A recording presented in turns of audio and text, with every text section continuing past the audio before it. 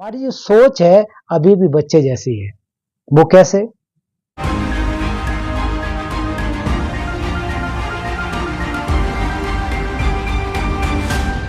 सभी धम्म साथियों को नमस्कार, नमो बुद्धाय। नाना प्रकार के दुख स्वप्न में पुत्र की मृत्यु के समान हैं। भ्रांति को सत्यतः ग्रहण करते हुए परेशान रहते हैं। अतः प्रतिकूल प्रत्ययों के संपर्क में आते समय भ्रांतता का दर्शन करना जिन पुत्रों का अभ्यास है। जो हमारे विभिन्न प्रकार के दुख वो किस प्रकार से हैं? स्वप्न में पुत्र की मृत्यु के ही समान है। तो यहाँ कहा जा रहा है कि इसका अर्थ उदाहरण जो दिया गया है कि स्वप्न में पुत्र की मृत्यु के समान है। तो वो कैसा, इसका अर्थ क्या है? क्योंकि हमारे पास बहुत सारे दुख हैं। आपको हम जानते हैं कि या तो हमारे शारीरिक बहुत सारे दुख हैं, मानसिक रूप से दुख हैं।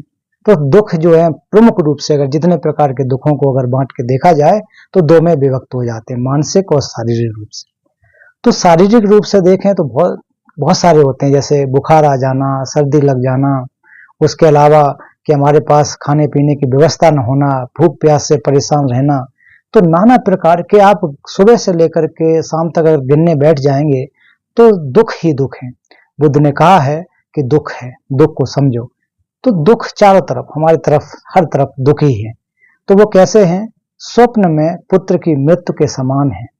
वो यहाँ कहा जा रहा है कि स्वप्न में अगर देखिए कि जब आप सोए हैं उस समय भी सपना आ जाए कि हमारे प्रिय पुत्र की मृत्यु हो गई है, तो उस समय कितना ज्यादा दुख होता है।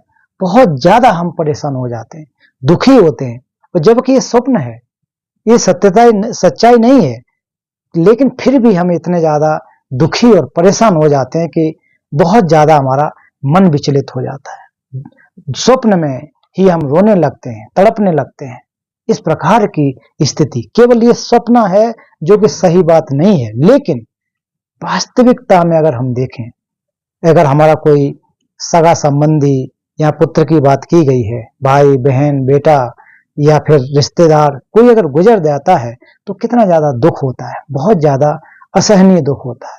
जो हमारे बहुत ज्यादा सगे संबंधी हैं उनकी मृत्यु के समान समय तो होता ही है, लेकिन जो अपना खास करके बेटा बेटी माँ बाप उसकी अगर मृत्यु हो जाती है तो बहुत ज्यादा दुख होता है। जो स्वप्न में इस प्रकार से होता है तो असलियत में कितना प्रकार से दुख होता है। तो वो कैसे कहा जा रहा है? भ्रांति को सत्यतः ग्रहण करते हुए परेशान रहते हैं। तो इसका संदर्भ ये है कि जब हम रात में स्वप्न में देखते हैं कि हमारा सगे संबंधी पुत्र की मृत्यु हो गई है, तो स्वप्न है, एक भ्रांति है, वास्तविकता नहीं है, रियलिटी नहीं है। स्वप्न तो स्वप्न है। या तो हम स्वप्न कभी बहुत ज्यादा खुश होते हैं, स्वप्न में क्या कहते हैं, गाना गाने लगते हैं, है ना, बहुत बड़बड़ाने लगते हैं, क्या क्या करने लगते हैं स्वप्न में। तो ये क्या है? भ्रांति है। कहीं हो तो नहीं रहा है, आराम से हम चारपाई पे पड़े हैं, लेकिन फिर भी मन में इस प्रकार से आ रहा है, कहां कहां मन नहीं भटक रहा है। तो क्या है? ये भ्रांति है। लेकिन इस भ्रांति को हम सत्य मान बैठे हैं। किस प्रकार से सत्य मान बैठे?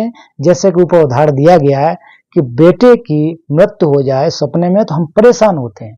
उसी प्रकार से जितने भी चीजें हैं उनको हम क्या मान बैठे? सत्य मान बैठे। जो भी आप आसपास देखें वो केवल भ्रांति तो है, केवल माया सदृश है, इल्यूजन है, वो वास्तविकता नहीं है। आप किसी को भी देख लें, आप अपने आप को देख लें, आपके शरीर को देख लें, मित्र को देख लें, पत्नी को देख लें, बच्चे को देख लें, किसको भी देख लें, हकीकत क्या है, रियलिटी क्या है? रियलिटी ये है, क्षण भंगुरता है, अनित्य है। और इस अनित्यता को हम न देख करके नित्य मान बैठते हैं, परमानेंट मान बैठते हैं। ये हमारी भ्रांति है। यही दुखों की कारण है। जितने भी भ्रांति है, जितने भी मिथ्या विकल्प हैं, मिथ्या विचार हैं, वो हमारी भ्रांति है, ये कहा जा रहा है यहाँ पर। तो यहाँ पर क्या है, जब भ्रांति हो जाती है, जो गलत चीजें हैं उनको हम ग्रहण कर लेते हैं, फिर हम परेशान रहते हैं, और परेशान रहते हैं फिर हम दुखी बहुत ज्यादा हो जाते हैं। तो इन ग्रहता को, इस प्रकार की मिथ्या विचारों को हमको रोकना चाहिए, दूर करना चाहिए। उदाहरण के रूप में आपको उदाहरण देता हूं एक। आपने सभी जानते हैं कि हम लोग गर्म प्रदेश में रहने वाले लोग हैं, तो जब गर्मी बहुत ज्यादा पड़ती है तो उस समय आपने देखा होगा कि जल जैसा दिखाई देता है, उसके मरीचिका जिसे वो कहते हैं, मिराज जिसको कहा जाता है। तो सड़क पर आप देखोगे जहां बहुत रेत होता है तो वहां पर क्या होता है कि जैसा लगता है पानी भरा हुआ है। तो हिरण होते हैं जो जानवर, वो क्या करते हैं कि वो सोचते हैं कि ये पानी है। जैसे जैसे वो आगे जाते हैं, जैसे जैसे आगे आते हैं, वो पानी की जो वेव जैसी दिखाई देती है, जो उनको डिल्यूजन जो है पानी जैसा, वो और आगे बढ़ते जाता है, बढ़ते जाता है, जाता जाता है। अंत में क्या होता है कि वो भटकते भटकते जाते हैं और मृत्यु को प्राप्त हो जाते हैं। तो वो सत्यता मान बैठे ना, वो रियलिटी को मान बैठे। उसी प्रकार से हम लोग जो है, हम 5 इंद्रियों की वजह से हर एक चीज को नित्य मान करके बैठे हैं, परमानेंट मान करके बैठे हैं। तो परमानेंट मान लिया है, इस वजह से हम लोग दुखी रहते हैं, परेशान रहते हैं, और इन भ्रांतियों को हम भ्रांति की तरह नहीं समझ पाते हैं, और सत्यता को हम मान लेते हैं कि सत्यता है।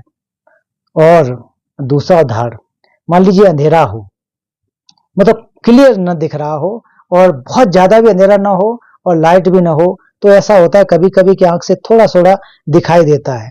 तो कभी कभी जैसे एक उदाहरण दिया जाता है कि एक रस्सा है या रस्सी कह लीजिए मोटा सा, और अगर कहीं वो रास्ते में पड़ा दिख जाए, रास्ता तो ऑफकोर्स लंबा भी होता है, टेढ़ा मेढ़ा भी हो रस्सा या रस्सी, तो हम क्या देख लेते हैं कि ये सांप है।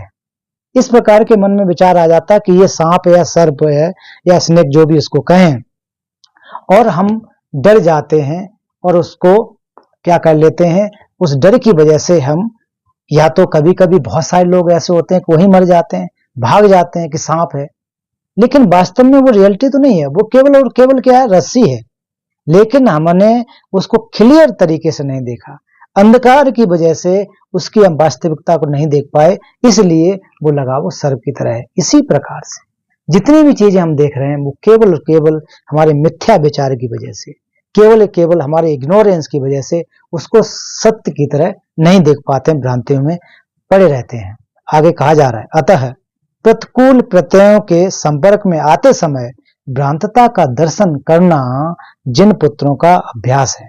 तो कह रहे हैं कि प्रतिकूल प्रत्ययों के संपर्क में आते समय जैसे ही जितनी भी चीजें हम देख रहे हैं, तो वो रियलिटी के परे हैं, रियलिटी के प्रतिकूल हो गई, उसके अपोजिट हो गए। जिन चीजों को हम देख रहे हैं उनको सत्यता को न देख करके हम गलत को देख रहे हैं। तो जैसे ही गलत को हम देख पा रहे हैं, उसको जो समझ रहे हैं, उनको समझ पाना, उस समझ करके उस भ्रांति है ऐसा अगर हम जान जाएं, ऐसा जो लोग जान जाते हैं, वो वास्तव में धर्म के अभ्यास को कर रहे हैं, रियलिटी को समझ रहे हैं। अर्थात इस प्रकार की भ्रांतता को, इस प्रकार के मिथ्या विकल्प को जो समझ लेता है, जो सत्यता को जान लेता है, वो क्या होता है, जिन पुत्र का अभ्यास होता है। अर्थात जो बोध सत्व है, तो बोध सत्व न करके हम लोग भी अगर सत्यता को समझ रहे हैं, तो निश्चित रूप से आप क्या हैं, बुद्ध के पुत्र हैं। जिन पुत्र का अर्थ यही है, जिन अर्थात बुद्ध, पुत्र जो हम लोग जितने भी जीवधारी हैं, जो भी लोग हैं, वो बुद्ध के पुत्र हैं। बुद्ध के पुत्र का अर्थ है कि बुद्ध सभी को अपने बच्चे के समान देखते हैं, अपने बेटे के समान देखते हैं, सबके लिए समान करुणा का भाव रखते हैं। इसलिए उनको क्या कहा जाता है, हम सबको क्या कहा जाता है, बुद्ध पुत्र कहा जाता है। यह बहुत बार बालक करके संबोधन किया जाता है। अब हम सभी लोग बालक हैं। अब कोई कोई जैसे इसमें उम्रदराज हैं, रगड़े जी हैं, कांबले जी कह रहे हम कहाँ बालक हैं भाई, हमारा तो 70 साल उम्र हो गया। बात वो नहीं है। बालक क्यों है, बालक इसलिए हैं क्योंकि हमारी जो सोच है अभी भी बच्चे जैसी है। वो कैसे, हम इतने अज्ञान हैं, अज्ञान होने की वजह से हम चीजों में बहुत ज्यादा लिप्त होते हैं। जैसे एक छोटा बच्चा क्या करेगा, जो कभी जिद में आ जाता है अज्ञानता की वजह से, तो वो क्या करता है कि उन चीजों को ग्रहण करने की कोशिश करता है, पकड़ने की कोशिश करता है, बार बार कोशिश करता है। तो इसलिए हम सभी लोग भी तो यही हालत है। हम सब लोगों की हालत क्या है, यही तो है, एक बालक की तरह है। छोटी छोटी चीज पर आकर के हम मचल जाते हैं, छोटी छोटी चीज पर आकर के हम दुखी हो जाते हैं, है ना, या फिर हाथापाई करने लग जाते हैं, गाली गलौज करने लग जाते हैं। तो हम अवेयर नहीं हैं, चीजों को जानते नहीं हैं, बच्चे की तरह हमारा व्यवहार हो जाता है। तो बुद्ध ने जो कहा कि मेरे बालकों, मेरे पुत्रो, वत्स, बहुत सारे शब्दों का उपयोग किया है। तो हम लोगों के लिए क्या है? हम लोग बिल्कुल बिल्कुल बच्चे की तरह हैं, है ना। बार बार जैसा कि मैंने अभी पूर्व में कहा कि रूठने और मनने इसमें लग जाते हैं। लेकिन जो समझदार हो जाता है, जो इस मार्ग में समझ आगे बढ़ जाता है, चीजों को समझ लेता है, रियलिटी को समझ लेता है, वास्तविकता को समझ लेता है, तो फिर वो ये छोटे छोटे बच्चों की तरह झगड़े नहीं करता है। बच्चे जैसे आपने देखे होंगे कि कभी कभी मिट्टी का ढेर बनाते हैं और मिट्टी के ढेर को वो समझ लेते हैं ये परमानेंट है।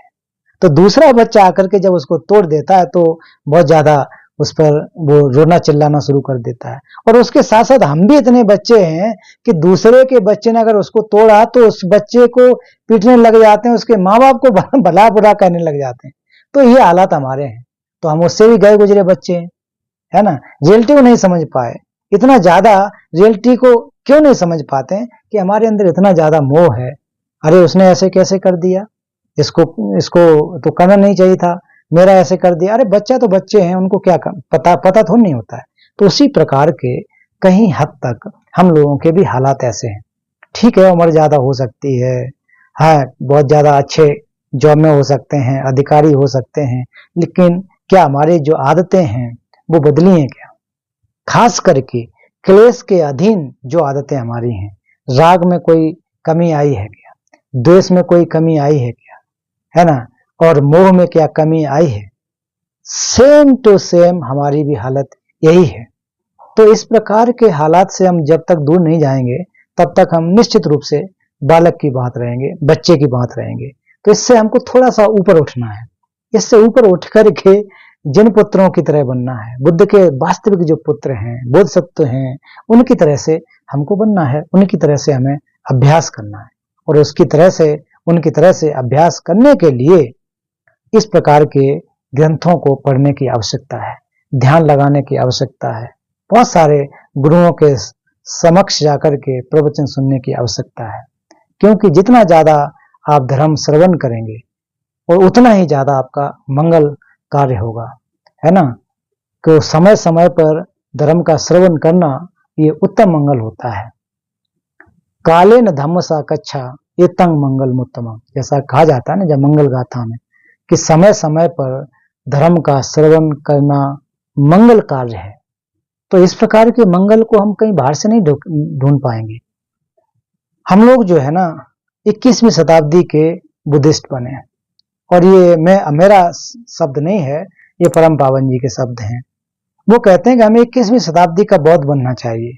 तो 21वीं शताब्दी का बौद्ध होने का क्या अर्थ है? 21वीं शताब्दी का बौद्ध होने का अर्थ है कि पहले चीजों को समझना चाहिए, हमें जान करके बौद्ध बनना चाहिए। हमें चीजों को और जो चीज है, जो धर्म है, उसको पहले आप परखिए, जो कहा जा रहा है उसको समझिए, समझने के बाद हमको उसको अपनाना चाहिए। वास्तव में बिल्कुल ये बात सही लगती है। ये जो बात है परम पावन जी की एकदम खरी है, क्योंकि जब आप समझोगे तो उसके लिए हम थोड़ा सा दिमाग लगाएंगे, है ना। दिमाग लगाएंगे, उस पर चिंतन करेंगे, एक दूसरे से पूछेंगे यार ये कैसी है, कि ये अच्छी है कि नहीं है। जैसे कि मान लीजिए हम लोग बाजार में कोई सामान खरीदने जाते हैं, तो परिवार के लोगों को लेके जाते हैं, 4 लोगों को लेके जाते हैं, देखते हैं यार ये देखो ठीक है कि नहीं, इसकी कितने टिकाऊ है कि नहीं। तो हम लोग ऐसे तो नहीं जाकर के ले आते हैं, पहले ले आए बाद में पूछते हैं अच्छा भाई ये ठीक है कि नहीं, देखो मैं ये ले आया ये ठीक है, ऐसा ऐसा ले आया ये ठीक है। ऐसा नहीं करते ना, पहले पूछते हैं, दूसरों को पूछते हैं ये ऐसा काम करने जा रहा हूँ, ये मैं करने जा रहा हूँ, वहां ठीक है कि नहीं। जैसे शादी ब्याह भी करते हैं, तो शादी ब्याह में भी तो हम 4 लोगों से पूछते हैं यार फलाने का लड़का है लड़की, उसका बैकग्राउंड ठीक तो है, वो कोई गलत कार्य तो नहीं करता है, जुआ शराबी तो नहीं है। तो 4 लोगों से पूछते हैं। ऐसा तो कभी नहीं करते हैं हाँ शादी वादी हो गई उसके बाद जाके पूछते हैं यार वो ऐसा तो नहीं है, अब क्या करोगे जाके, अब तो कुछ होने वाला नहीं है ना। तो इसलिए हम लोगों को हमेशा जो है कि पहले आपको समझना चाहिए, उसका चिंतन करना चाहिए कि वास्तविकता क्या है, रियलिटी क्या है, उसके बाद धारण करना चाहिए। हम लोगों का अभी तक का जो हम लोग बौद्ध है ना, उसमें से बहुत सारे लोगों का यही होता है कि मान लेते हैं चल जो भी बोल रहा है वो जो भी कहा जा रहा है उसको हम मान लेते हैं, अपना बुद्धि नहीं लगाते। तो बुद्धि लगाना बहुत ज्यादा महत्वपूर्ण है। जब बुद्धि लगा करके परख करके जांच पड़ताल करके आप मान लोगे तो निश्चित रूप से वो आप टिकाऊपन होगा, उसमें आपका टिकाऊपन होगा। तो बुद्ध ने इसीलिए तो कहा है ना कि मेरे विद्वानों, मेरे भिक्षु, मेरे धर्म उपदेश को या मेरे वचनों को आप उस प्रकार से समझिए जिस प्रकार से एक सुनार सोने को काट करके, रगड़ करके, ताप करके देखता है कि सच्चा सोना है कि नहीं। तो मेरे प्रति आप इसलिए मत श्रद्धा कीजिए कि मैं बुद्ध हूं, आप मेरे वचनों को अच्छी तरह से पहचानिए, उनकी पड़ताल कीजिए। तो बुद्ध ने हमें इतनी बड़ी छूट दी है। तो शायद किसी भी दूसरी पंथ परंपरा में इस प्रकार का नहीं कहा जा रहा है। सब में कहा जा रहा है कि ठीक है, मैं आपके जो भी परेशानियां हैं उनको मैं दूर कर दूंगा, मैं कष्टों को दूर कर दूंगा, इस प्रकार की बातें करते हैं। लेकिन बुद्ध के शासन में ऐसा नहीं होता है। बुद्ध ने हमारे ऊपर सब कुछ छोड़ा है कि आपको ही परखना है, आपको ही चलना है, आपको ही अभ्यास करना है। मैं तो सिर्फ और सिर्फ आपको रास्ता दिखा रहा हूं। मैं तो रास्ता दिखा रहा हूं कि भाई आपको इस रास्ते पर चलो, अगर नहीं चल पा रहे तो आप उस पर नहीं पहुंच सकते हो। तो इसलिए हमेशा उसको जांच पड़ताल करना चाहिए। 21वीं शताब्दी का बौद्ध बनना चाहिए। हमें भीड़ में नहीं बहना चाहिए कि जैसे भीड़ चल रही है, कोई पूरब में चल रहा है तो पूरब में ही चले गए, और हमें जाना है पश्चिम में, चले गए पूरब में, क्यों वो भी जा रहा है हम भी जा रहे हैं। ऐसा नहीं करना है। हमें अपने विवेक का उपयोग करना है, अपनी बुद्धि का उपयोग करना है कि हमें वास्तव में कहां जाना है, किधर जाना है। तो जब हम जान जाएंगे कि कहां जाना, किधर जाएंगे, किधर जाना है, तो निश्चित रूप से हम वास्तविक एक समझदार हैं, एक समझदार व्यक्ति हैं, बुद्ध का मार्ग के फॉलो करने वाले व्यक्ति हैं। तो इस प्रकार की भावना होनी चाहिए।